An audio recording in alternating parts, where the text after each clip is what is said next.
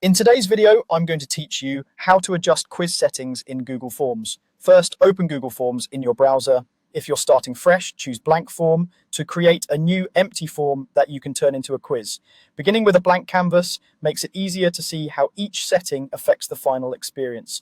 At the top of the editor, open the settings menu. This is where Google Forms keeps all the options that control how your quiz behaves. We're going to focus specifically on the quiz-related controls so you can get accurate grading and the right level of feedback for your respondents. Turn on Make This a Quiz. The moment you enable this, Forms adds grading tools to your questions. For automatically graded questions like multiple choice, checkboxes, and drop-downs, you'll be able to select the correct answers and assign points.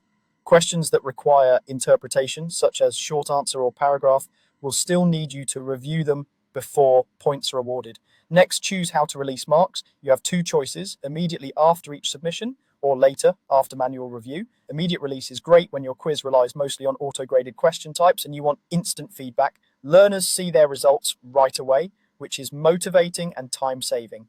If your quiz includes open-ended responses or you prefer to check work for partial credit, select the manual review option. That holds the scores until you finish grading and prevents incomplete marks from going out.